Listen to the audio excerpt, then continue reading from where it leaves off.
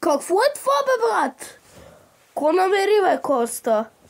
Абе, тук някакво кърваво петно има. Някакво кърваво петно в тази книга. Това вече почва да става леко страшно. Не знам, брат. Я да видим дали аз мога да го видя. О, гъм, виждам го! Георги, ти можеш ли да го видиш? Да, момчета, мога, какво може да означава това нещо? Не знам, хора.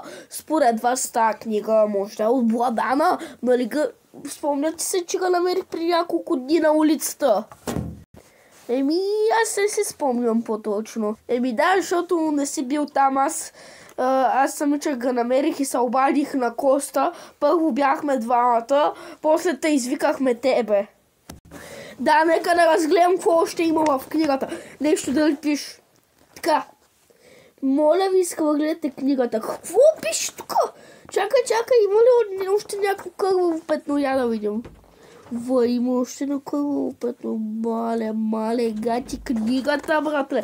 Ко ще правим с тази книга? Георги, ти какво мислиш? Хора, честно казано не знам. Аре да го хвърлиме от някъде. Или просто да го хвърлиме в коша. И да видиме. Окей, аз съм съгласен с Георги. Ти, брат, съгласен ли си? Да, бе, съгласен съм с Георги. Аз ще отида даже сега до коша да го хвърлям и да видим дали ще стане нещо. Така, нека да хвърляме книгата. Готово хвърлих вече. Чакай да отида да кажа на момчета, че го хвърлих. Момчета, хвърлих книгата. Искате ли сега да погледаме малко телевизия? Да, аз искам. Георги, ти искаш ли? Добре, хайде да погледаме. Абе, хора, аз си мисля, че нищо не се случва. Мисля, че книгата нищо и няма. Може просто да е никаква шега.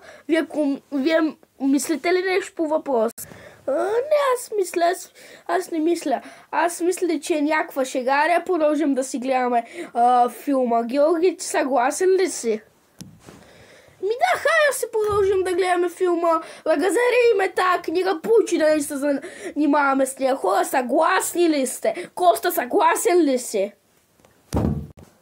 Да, съгласен съм. А ти съгласен ли си, брат? Да, съгласен съм. Аре да продължим да си гледаме филма и това е получи да не се занимаваме с тази книга.